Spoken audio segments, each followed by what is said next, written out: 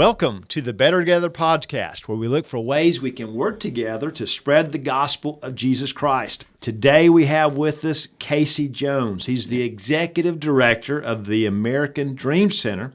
He's a graduate of Randall University, and he lives out in the Tulsa area of Oklahoma. So Casey, welcome. We're so glad you're here with us today, my friend. Well, thank you. Thanks for having me on. It's an honor. Well, I love the name of your group, we'll call them. Right. The American Dream Center. Tell us, Yes. What does the American Dream Center do? So, American Dream Center, I started this in 2017 because I noticed my international friends of Tulsa were being taken advantage of. Insurance companies weren't paying them. One of my friends was being charged way over rent, and another company wasn't paying one of my friends. And so the more I started advocating for him, just simply calling, saying, hey, I know what you're doing, and just helping them better their life, it kind of snowballed into this organization, that the American Dream Center. And so we help immigrants and refugees kind of adjust to living in their new culture, new language, just trying to achieve their, quote, American dream. Wow. And Yeah. so a lot of your friends, they didn't speak the language, or they didn't speak it very well. Right. People are charging them a third, maybe a half more than they really should. Oh, yeah. So you're like, oh, this is not good. Right. It's like, this isn't fair. This is not fair. We shouldn't be doing this. Yeah. So you stepped up and tried to stop that. Yes. And then it kind of snowballs into a whole full-fledged ministry then. Yeah, I look back and I'm like, oh my gosh, how did I get here? And that's what happened. Yeah. For anyone listening, for me as well, I'm thinking, okay, how has God made me? What has God put in my path? And that's what you're saying. He puts these friends in your path and gives you a heart for it, and this leads to the ministry. Yeah. What does the ministry do today, the American Dream Center? Yeah, so we focus on three main tiers. The first bulk of our job is immigration legal services. So me, other staff members are accredited reps with the Department of Justice, meaning we can practice immigration law. This small town boy from Oklahoma can practice immigration law. It's crazy. Not traffic law, but immigration law. Yeah, just immigration. People come to us all the time like, do you do divorce? Do you do family? I'm like, no, get out. Sorry.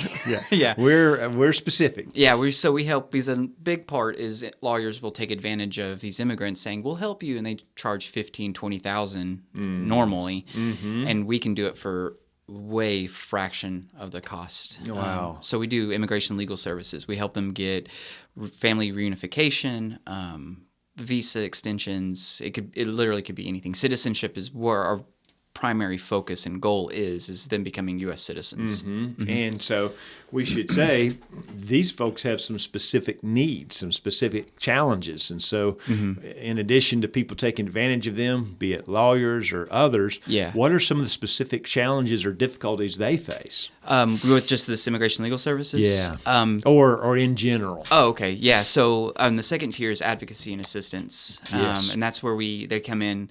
This past year, we've helped this lady. She is a U.S. citizen, but just lived her main life in Jordan. So she's 60 years old, came here, and we helped her get her Social Security number. And that was a train wreck and a nightmare, dealing with Social Security. But we love the Social Security Administration. Oh, yeah, they're great. Yeah. But it's just like she didn't know what number to call or who to talk to or what documents to send. And so I did my job, and I just said, okay, we need to get your birth certificate. I put all the documents together for her and just walked her through the process of going to Social Security. Yeah. So it's a big bureaucracy. Yeah. It's the bureaucracy that they don't know how to navigate, that me and you kind of figure it out. We can figure it out. But they, coming from a new culture, new language, it's just a nightmare.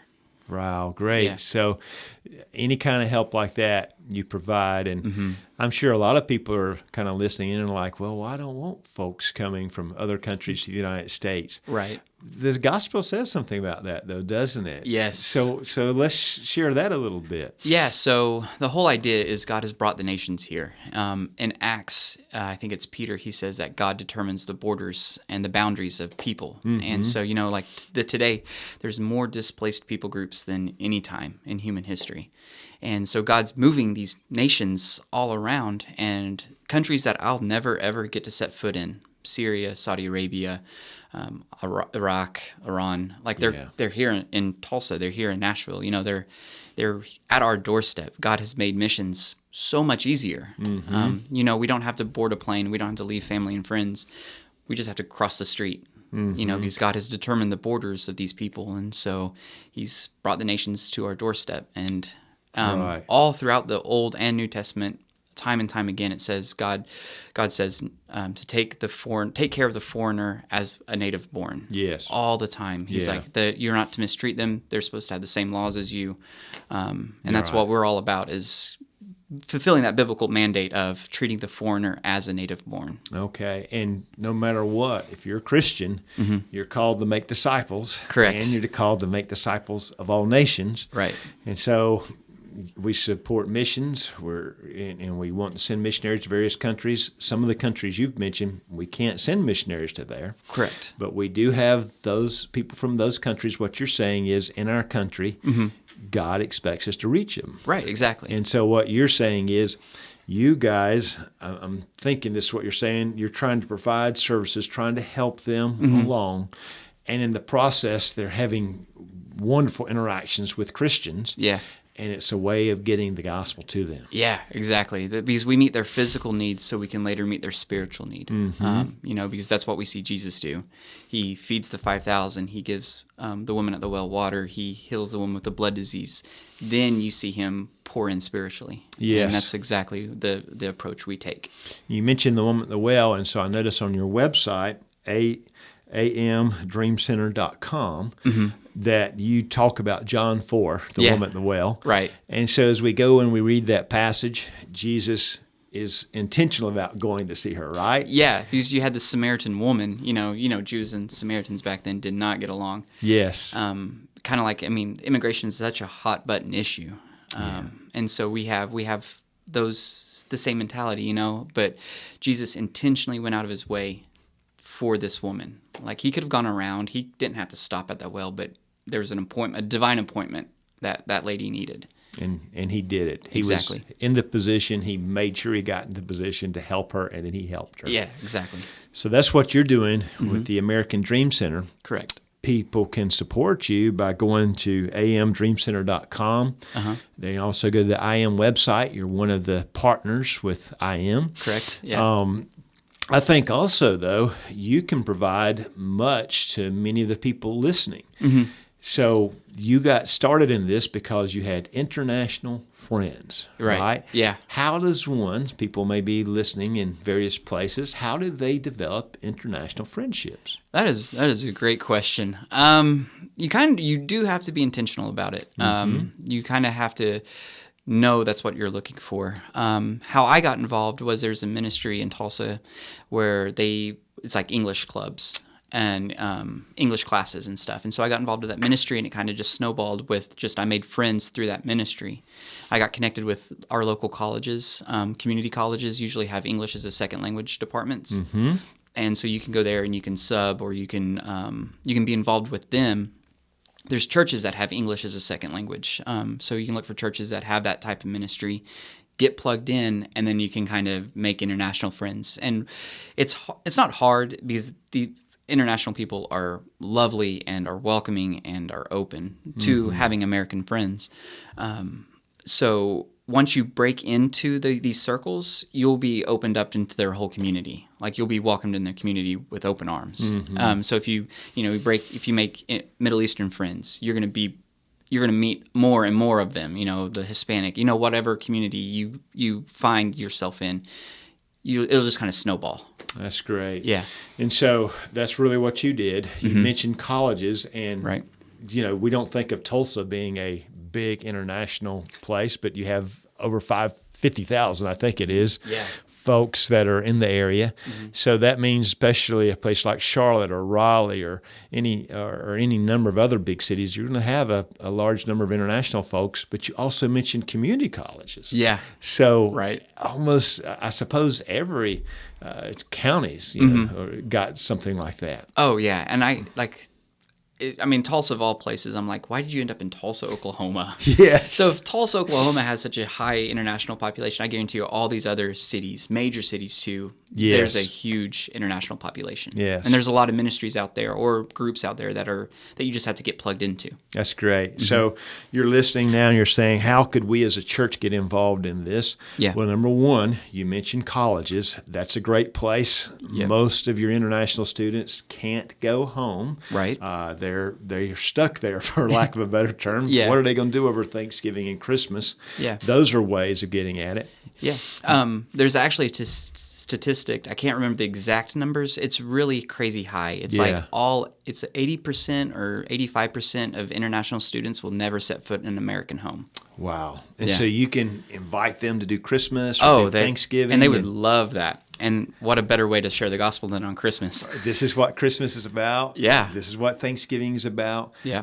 So we can do it in that way. That's something that individual families can do. Yeah. Churches, you mentioned, the English as a second language is a good option. Yeah. I will say we offer through Church Answers, we have a partnership with them where you can learn who's in your community, who's within a 15-minute drive of your church.